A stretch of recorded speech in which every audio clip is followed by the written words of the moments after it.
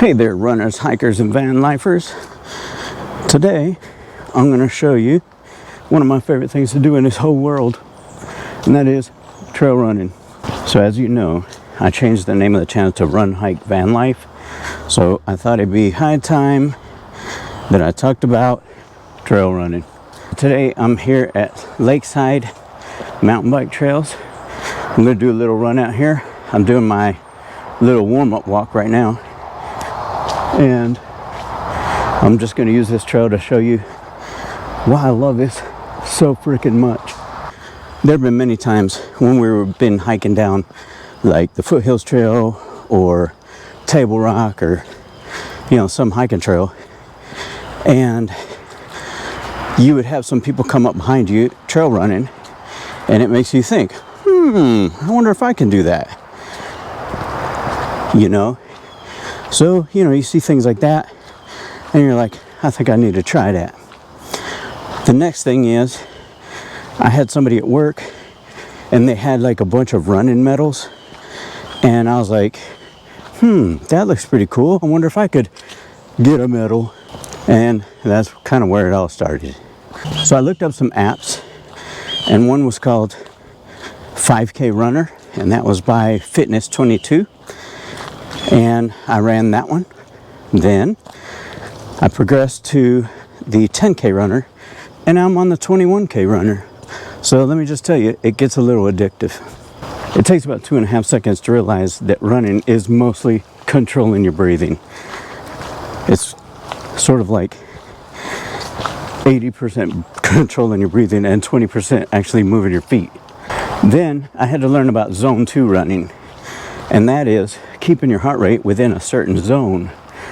I had to learn that there are so many people out there that really like to overcomplicate things, which is fine. But to me, I just think about it as conversational speed. So let's say I'm running along like this. I should be able to maintain a conversation with the person next to me. So this is what's called conversational speed. It lets me know immediately that I'm in zone 2. I should be able to carry this kind of conversation and this speed on for indefinitely. Then I learned about steps per minute or pacing, and that there are even apps out there that want to speed up your steps per minute to 180. Well, I had to throw that out the window. Because, to be honest, I don't really care. All I want to do is get down the trail safely and stay in my conversational speed. Now, yes, I am working to raise that speed up over time, but I'm not going to maintain 180 steps per minute, especially out here on the trail. So I also had to learn about what's called chi running, and it's basically like this. To just put it simply, it's like if you were running in place like this, then all you're going to do is lean forward. That's as simple as it gets. Like, anybody could do that. You see people sometimes, and they'll be leaning back. That's going to put different muscles to use. So I like to run like we were just showing in this right here. When you lean forward, it helps you pull more from the glutes and the hamstrings, which are humongous muscles on your body, and help you to be able to maintain for longer distances. So another important thing is what's called your foot strike. So you want it to be on the front of your foot. So if you're running this way, if you notice, my heel doesn't really touch the ground very much. So if you're running that way and leaning forward, you know that you're kind of pulling with the back of your leg. Now, you will run into times when you're running downhill, and that's going to engage your quads, but you really want the back of your legs to be used as the powerhouse. So one other thing that I had to learn about is what's called nipple covers. You would never know that there was even a need for something like that until you do a lot of this running and find out that your shirt will give you the world's worst abrasion on your nipples. So they make these little things, like little stickers, that cover them up and keep you from bleeding by the time you get back. So, word to the wise, go ahead and get some. Another thing I learned is that I prefer running on dirt way more than pavement. And nowadays, there are more races coming up in popularity that are on dirt, which is a good thing for me. So like I said, I've already run the 5K, the 10K, and now I'm on the 21K apps. If you notice, I always wear a headband, and that is for keeping sweat out of your eyeballs, because it will happen. Next, you're gonna want some kind of pouch or pack that holds your phone, key, and necessary items. And you want it to be the type that holds everything secure and doesn't rotate around your body.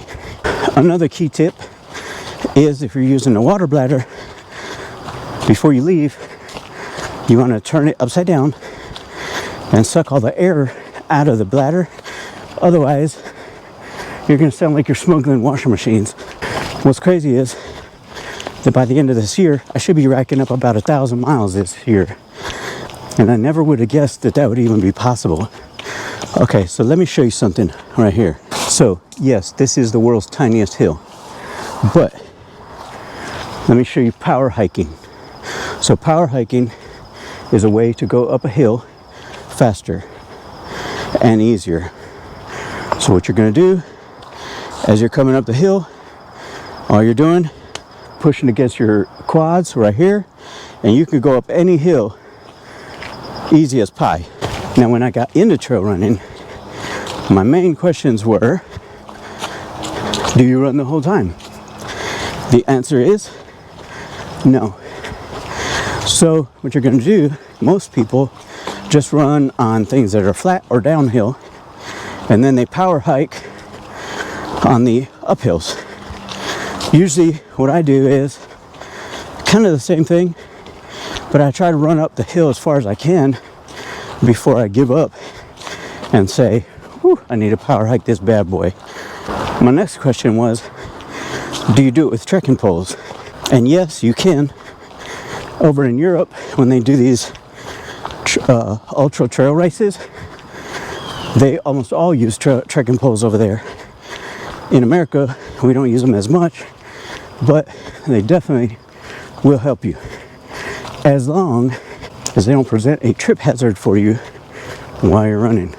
So you got to kind of try it out and see if you like it for yourself or not. Another thing you want to concentrate on is your power management. So you want to make sure that you conserve power and not burn it all up at the beginning, which a lot of people do, including myself, when they're in a race. Everybody takes off super fast at the beginning and then they regret it at the end.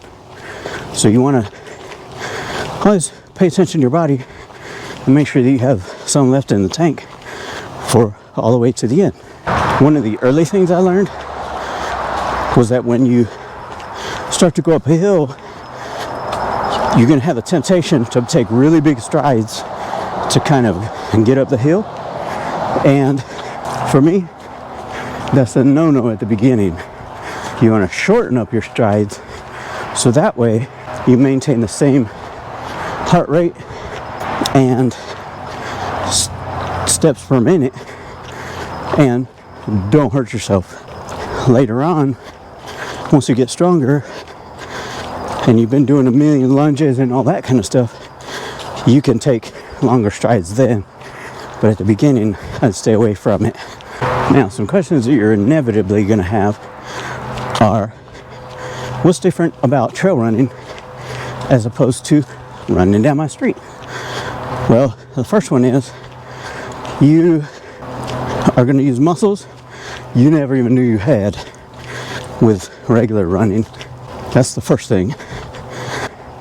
The second, you're still going to monitor your heart rate, but expect it to be anywhere from 10 to 30 beats higher per minute on trail running. Your foot strike is going to stay the same, and then you're going to go light, very light, and then you're going to go lighter than that. So instead of carrying all your keys, you want to carry one key. I usually carry one little bottle of water or electrolyte mix, but right now I think I'm going to go around this trail twice today, so I put a little more like in my bladder back here. This is a Nathan water bladder pack. One day I'm going to have to make a video about the things that I love from them and the things that I don't love. The other thing about trail running is you use your arms for balance, especially so you want to use your arms for balance when you're coming down, especially downhill. You want to, like this, like you're flying in a plane, right? You'll be amazed how much it helps. Another difference is usually I only wear one earbud, not two. On the street, it's kind of, I don't know, accepted custom on the sidewalk or something like that to wear two. Out here, where you have mountain bikes and animals and stuff like that coming out of nowhere, I usually only wear one. When you start out on trail running, I usually would recommend starting out on easier trails before you go to a big one, because you start out on a big trail with a lot of incline, you're going to be hating life. You want to start out small and work your way up. The next thing is, I also do my normal running in between trail runs, because it all helps build your aerobic endurance. So no matter what, I'm still doing my treadmill runs and that kind of thing. And then these I usually do on the weekends. It doesn't take long for you to realize that running is kind of a lifestyle. And there I say addiction. Once you get started, you can't even imagine how much it's going to change your life. And then, once you've done it a while, you can't imagine your life without it. Another difference between trail and street is that you cannot zone out. You've got to be paying attention on the trail. All it takes is one little root, mushroom, rock, pebble, and you'll be laying on your face if you're not paying attention. So that's what I kind of like about it, is that you have to keep your eyes open. You have to stay aware as you're going through. Like I said, there are things about Nathan packs, some of them, that I can't stand. And the reason being, if you have to stop every once in a while and adjust them from slipping around your whole body, you're going to end up in trouble. So when I say you got to pay attention and you can't zone out, there have been times when I tried to adjust something while I was trail running, and you end up cracking your noodle because you're trying to run and pay attention to what you're adjusting at the same time. So, lessons learned: when you have to adjust something, stop and do it. Don't try and run and do it at the same time. Your foot strike is going to stay the same as when you're on the street. So you're going to be kind of leaning forward and letting gravity pull you along. So let me show you something that I use, and that is my Asics Sonoma Gel 6 trail runners, which I love. And this is a Garmin Instinct Solar 2 watch. Now on here, if you look right there, it has like a little mini speedometer for your heart rate. So how that works is it lets you know, if you put it on that screen, you can quickly look down and see what your heart rate is. And you can kind of keep it within the zone that you want it to be in. So as soon as you see that you can't hold a conversation, or you feel like you're breathing hard or something like that, take a look, see where you're at and where you need to adjust. But all I do is I see if I'm having a hard time talking, slow it down. And this is not for a race.